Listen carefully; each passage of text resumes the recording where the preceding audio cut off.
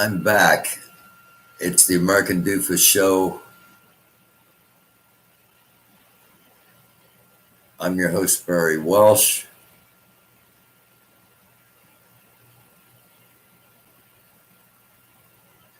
Hello.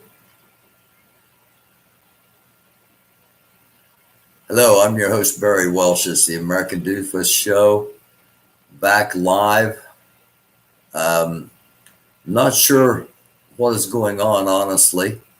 The had a little black box pop up on my screen with a bunch of writing in it, and then my computer shut off and my internet went down. I'm going to try to finish this live. I wouldn't think anybody'd be messing with this channel.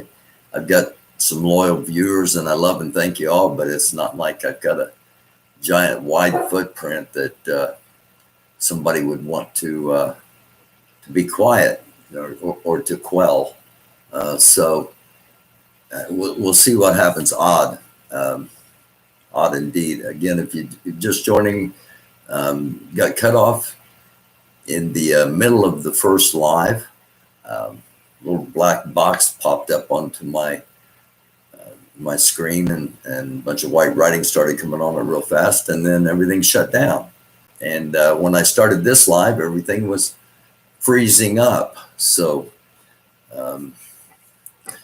again, hopefully nobody's trying to sabotage this show. There's no reason to. I was talking about the Breonna Taylor case, George Floyd, and Jacob Blake, and how those three cases have impacted the United States and raised awareness. It opened some eyes for people. People needed to know what was going on. Imagine the number of cases that have happened in the past that weren't caught on film, that weren't caught on digital recorders instead of film, but weren't filmed, I guess is the best way to put it. Imagine, there are, who knows how many cases, but these three cases have taken the United States to a place it's needed to be for a while, a place where equality needs to be back in the discussion. Now, President Trump has called for what he calls patriotic education, saying that anti-racism teaching is child abuse. I was flabbergasted by that, but yet I wasn't surprised at all. Voting is going to be important. There's an old story about ants. Not aunts, not your auntie or your aunt, but ants. The little creatures that were the motivation for roundabouts. That's how roundabouts and traffic came into existence. Some guy studying ants decided that the way ants moved would make traffic flow more efficient, and it looks like I just froze up again momentarily. Surely somebody doesn't have a problem with me talking about roundabouts. But there's a story about ants that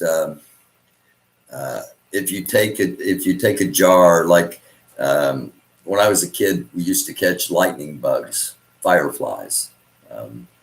And we put them in a jar and poke holes in the top of the jar so they could get air and keep them in and have to watch them glow at night. And then, of course, let them back out. But there's a story about taking 100 red ants and 100 black ants and putting them in a jar. And if you take 100 red ants and 100 black ants and you put them in a jar and you set them on a table, very little happens. However, if you shake the jar up, the red ants attack the black ants attack the red ants, and they annihilate each other, never realizing that they had done nothing to each other. It was whoever shook the jar. And I hate the thought of America being played and people pitted against each other, never realizing somebody's shaking the jar. But I fear that's what's happening in our country on different levels. And that's not a secret. We've talked about that before on the show. It's important to vote. There's another old saying, don't cut your nose off to spite your face. You know, you may think you have an ugly nose. I think I have an ugly nose. I think if I cut my nose off, it would be even uglier. So you don't cut your nose off to spite your face. You don't do something that makes what you think a bad situation, even worse, is basically what that means. You don't do something that makes a bad situation even worse.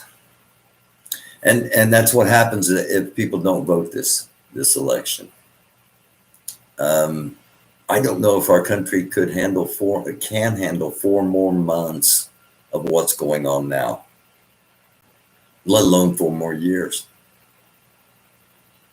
It's important to vote, and we're basically just going to have 2 choices. And again, Trump just announced that he wants patriotic education because anti-racism education is child abuse.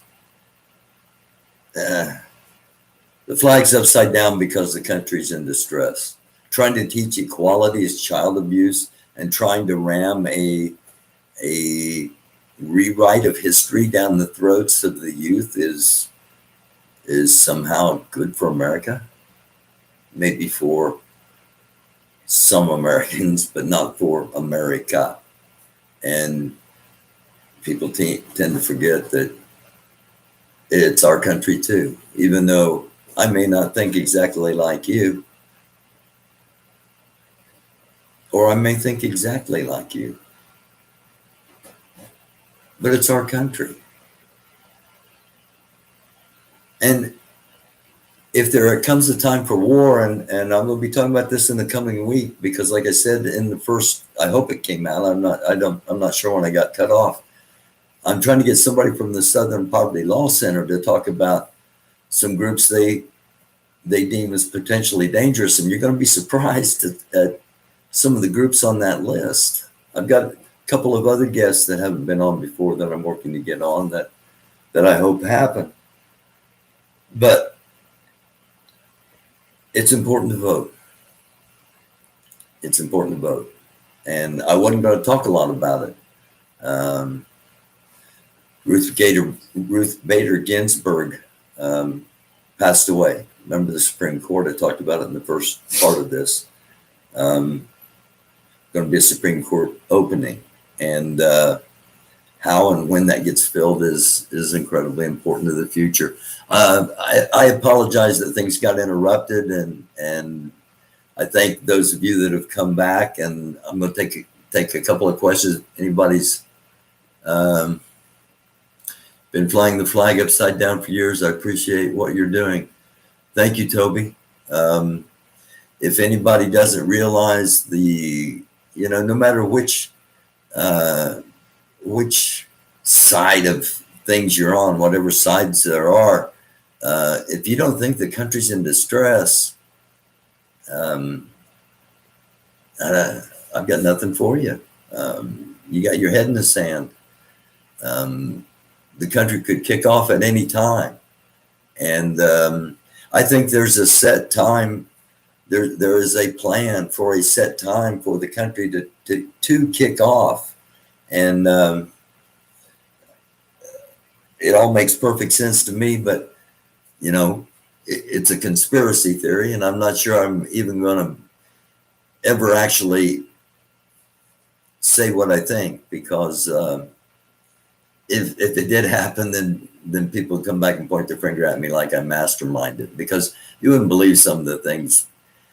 I get accused of being a CIA agent.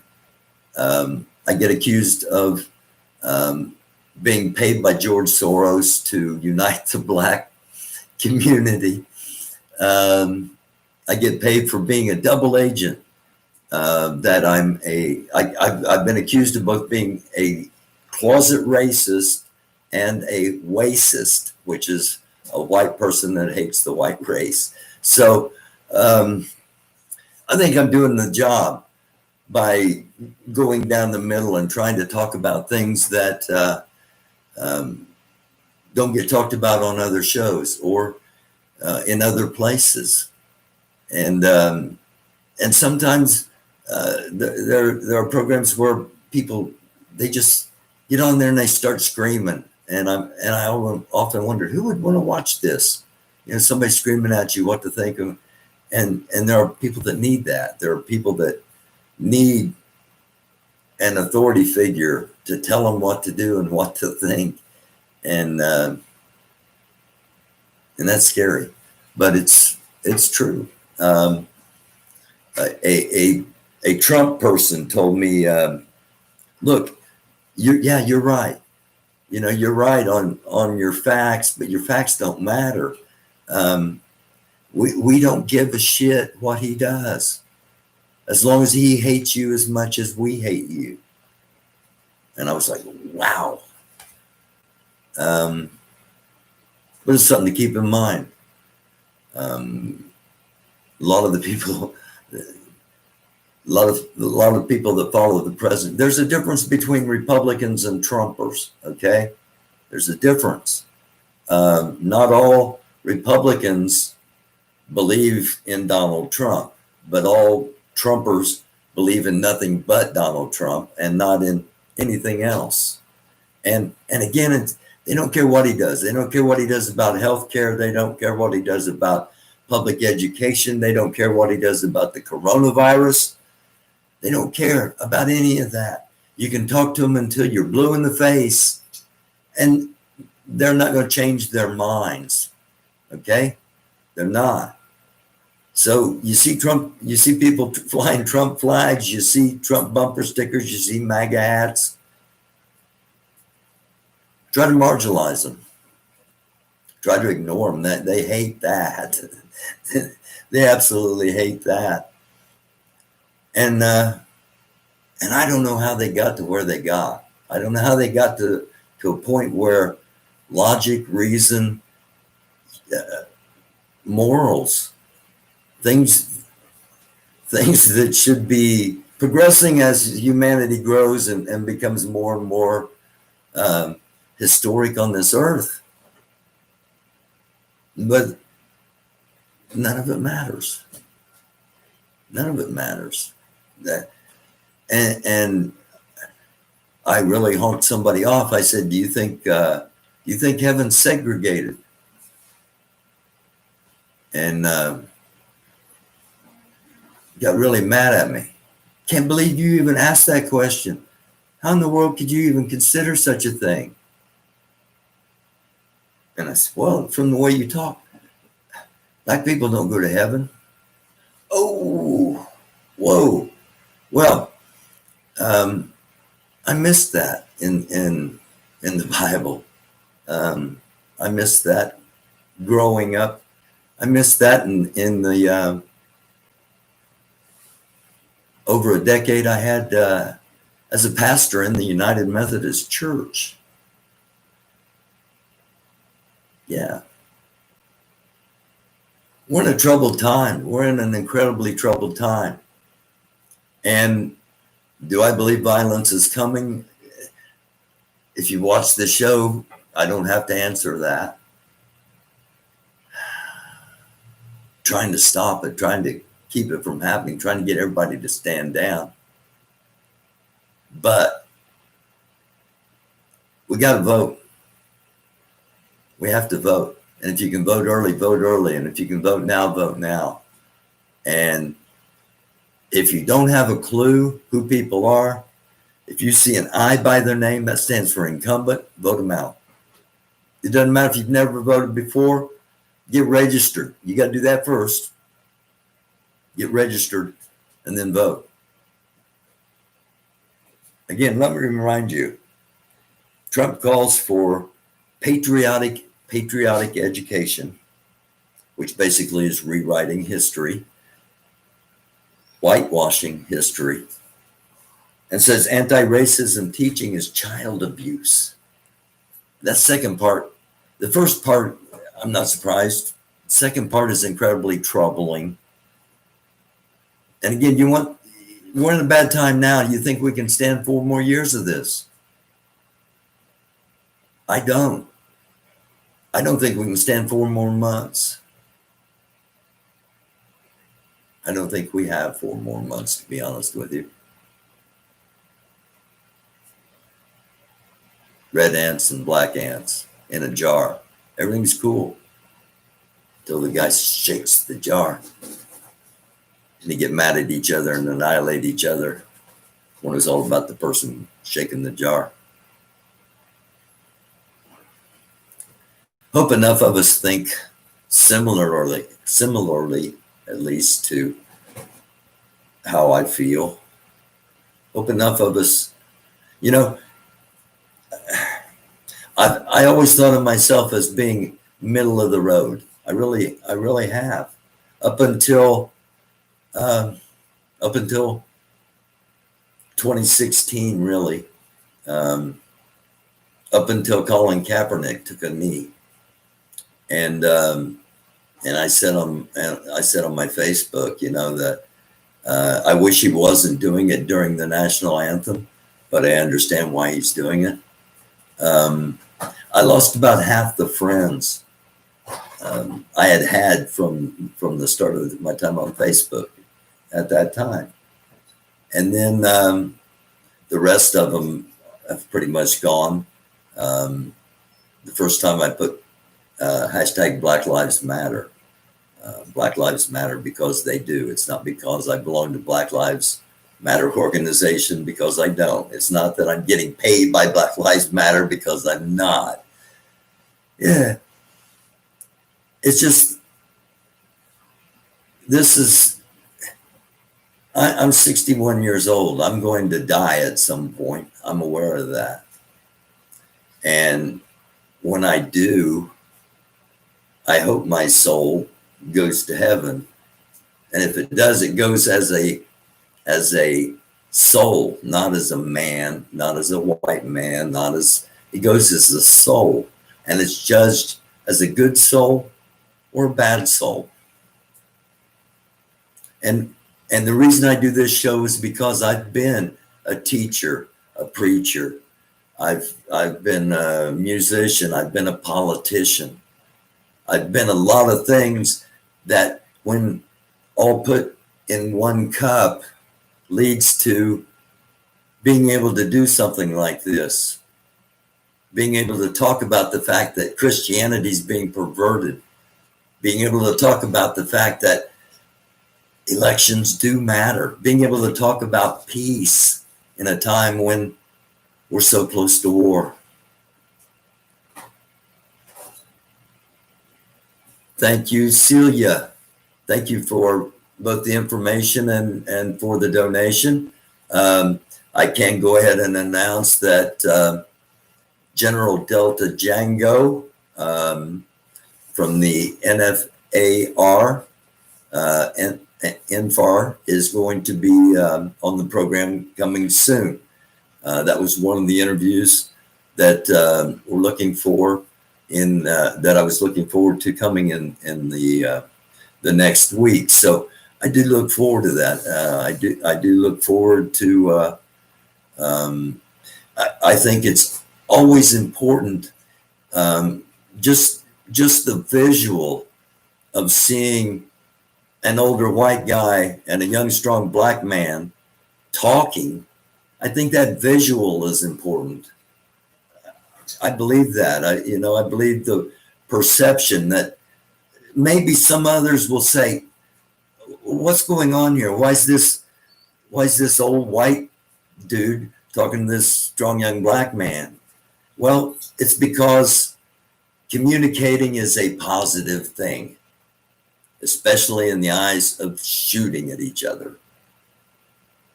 Again, thank you, Celia. Anybody else have any questions or any comments or anything like that?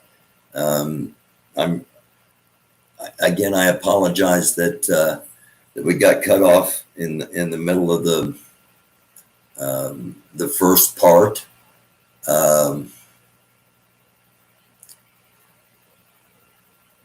Decatur Raiders, so they showed their true colors, huh? Who are you referring to as they? Decatur Raiders. I'm just curious. I'll answer if I know. Sherry Taylor, I bet you have. Bet I have what? Do you believe that they will allow the NFAC and black people to exit America peacefully? Jerome, that's a really good question. That's a really good question. There are so many for so long in the white community that have said, but they don't like it here, let them go back. Let them go back to Africa. These people didn't come, the majority of these people didn't come here from Africa. The majority of these people were born in Indiana and Kentucky and Ohio and all 50 states. They're Americans, okay? You tell them to go back where they came from, well, this is where they came from. Let's get that out there first, okay? Let's also remember that those that came over as part of the slave trade did not come willingly, all right? No more of the rewriting history, whitewashing that, yes, I did not have anything to do with slavery. Yes, I checked Ancestry DNA. I ran for Congress. We wanted to make sure that nobody in my family had any connection to any of that. Actually, I grew up in a community that was part of the Underground Railroad, and good white people helped during that period. And that's another thing that people aren't understanding, that good white people are going to help during this time period. But I still refer back to who is the enemy, because this isn't going to be, when all this breaks out, it's not going to be clear who the enemy is. It will to some, at least they think. But again, I've talked about the Trump people. The Trump people really want to kill anybody that's not a Trump person. There's a lot of them that really feel that way. And I think a lot of these militias may be made up of those people. I've also been informed, and I'm going to talk about this coming up, about an invisible militia that is part of the big picture that I haven't gotten to yet. So I'm going to investigate that a little bit. Also, I've been asked, why don't I talk about what I think the Hispanic people will do if a civil war breaks out? And I'm reaching out to a lot of people to try to get people that know what they're talking about, because I know you don't want to sit and just listen to me talk about my research all the time. I'm trying to get people that know what they're talking about to come on and talk. And again, thanks to General Delta Django. He's a key figure in what could potentially go down. And and I'm looking forward to that interview. Thank you again, Celia.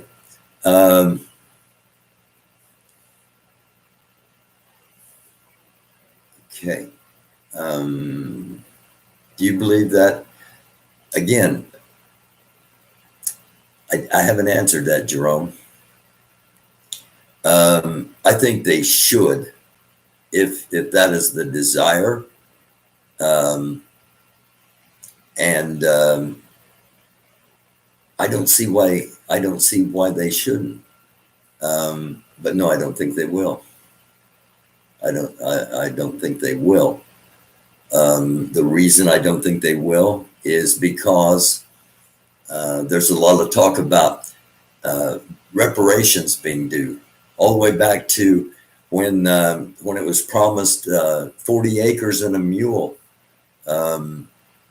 You probably weren't taught that in high school. One of the first classes I had in college, my freshman year, was the Civil War, Black, Red, and Woman. And it was basically the study of the Civil War from the perspective of the Black, of the Indian, and of women. And it was a real eye-opener for me, because I learned so much about that time period that I didn't have a clue about when I was in high school. And now we're talking about rewriting history books so that there is a patriotic education, and that anti-racism teaching is child abuse. And I can't say that enough. I can't get that out there enough, because that's just so incredibly troubling to me. Servant of the lover. Suppose there are some of us, such as my family, who wants to leave, but with provision and assistance, some of the folks chanting "Go back to Africa" claim they would pay our way. Thoughts? I'm sorry, I haven't finished my thought on that, and I apologize. I get talking about stories and I ramble a little bit. No, I don't think they will.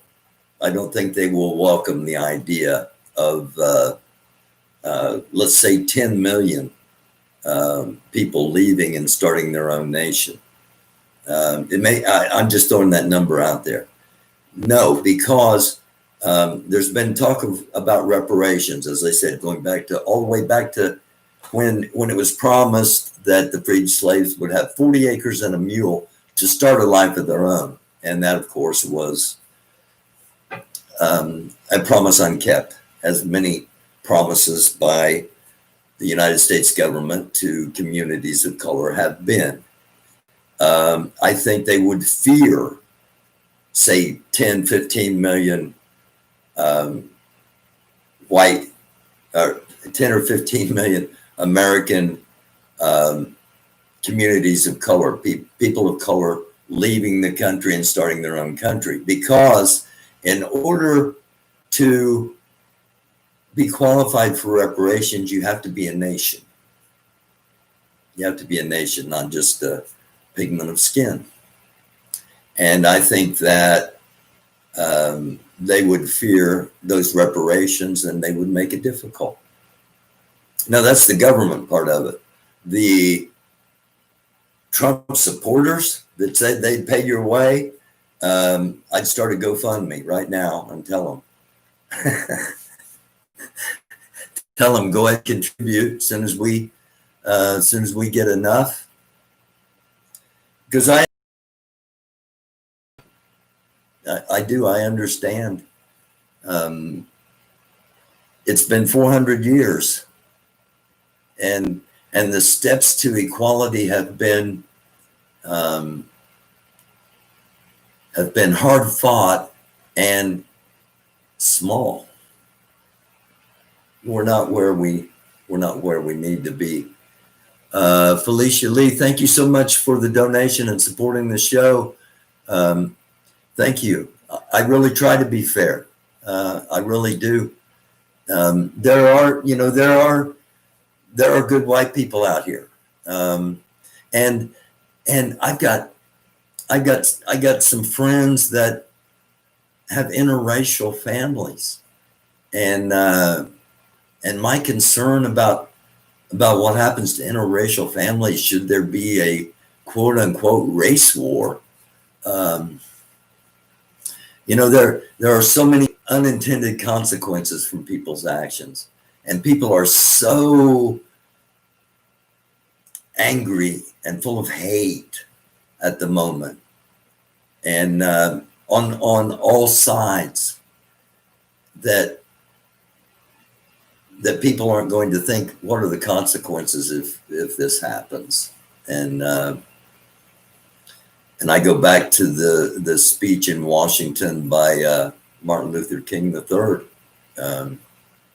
We can choose community or we can choose chaos. JB, keep up the good work.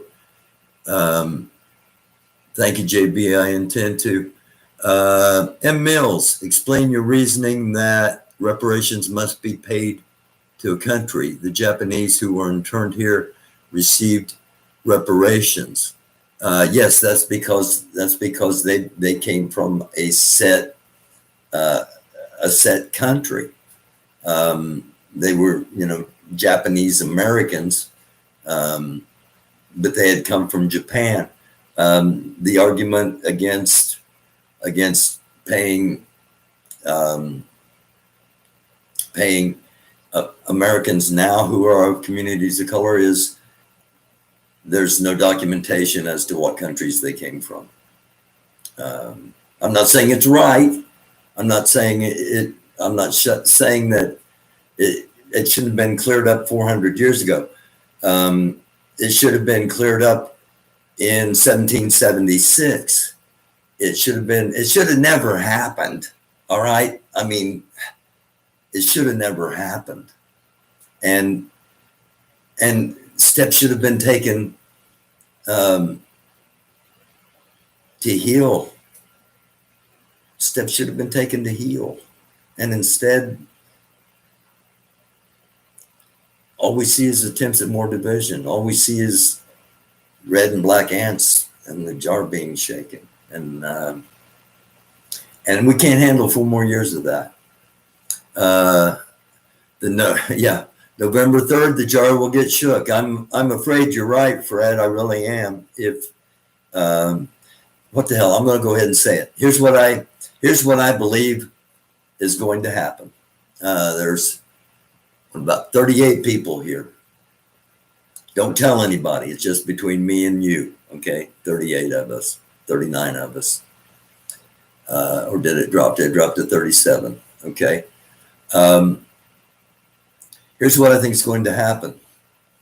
I thought it was going to kick off in Louisville on Kentucky Derby Day. I really did. I thought somebody's going to want to be a hero and it's all going to kick off. It didn't. Was that to good planning? Was that to why didn't it kick off?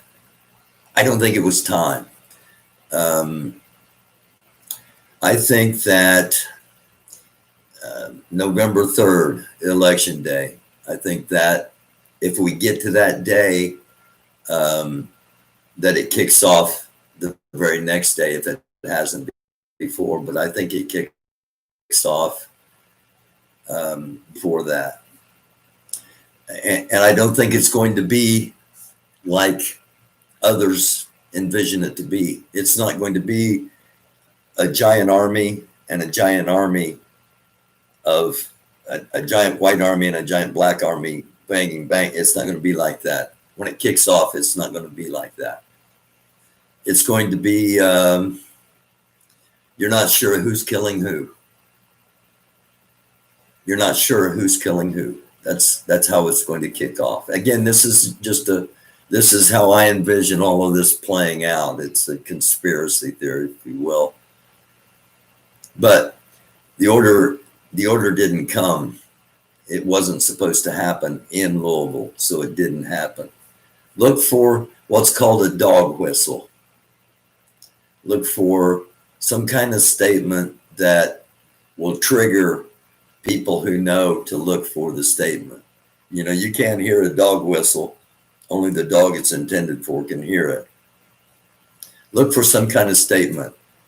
Something such as, oh, it would be a shame if something were to happen and the election couldn't happen. All right. You hear that? You know it's coming.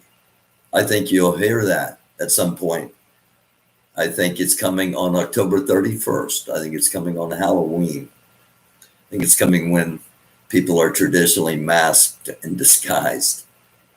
And I think that's when it kicks off that night. Who kicks it off? It's really not going to matter once it starts, if it starts. It's really not going to matter.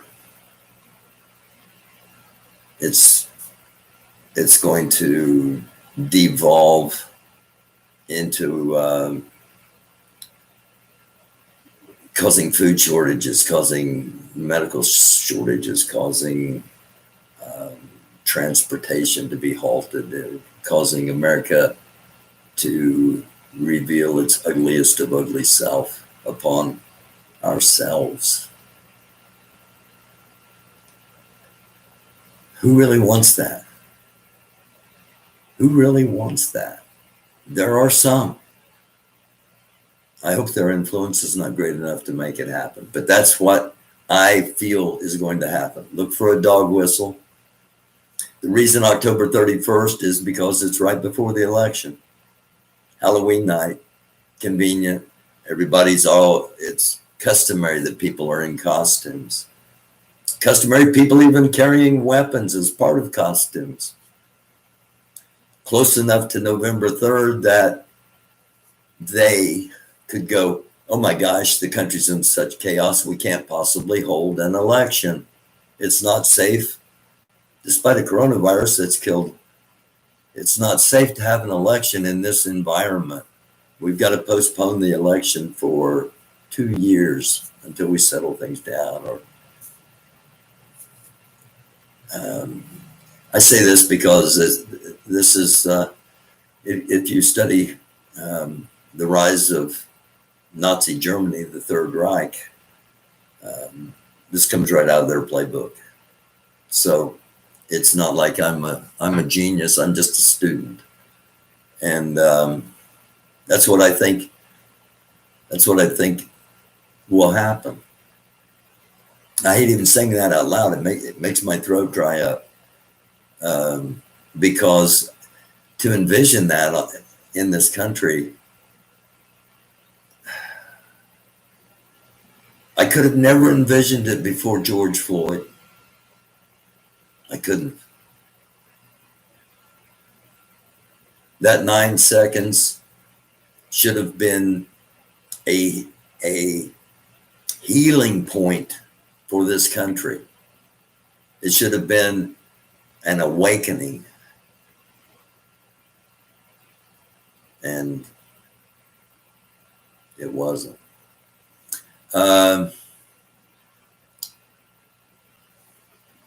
What do you think about the movement for a People's Party? Recent virtual convention just finished up last week. I don't know, JB. I'm going to have to look into it. I've heard of the movement. I've got a couple of former friends that were Bernie supporters that have mentioned it, but I haven't looked into it. I'll look into it, and I'll do something on it in the coming week. M. Mills, it was a signal. You think George Floyd was a signal? You think that George Floyd was a signal? That's what I'm assuming. Everybody is masked nowadays, Toby. That's true as well. But not like on Halloween. M. Mills, you could be right. You could be right. George Floyd was a signal. We have Chris on here, who is the former Department of Defense security and militia expert, and he talked about how things like, how keep triggering and triggering and triggering until it's the final dog whistle.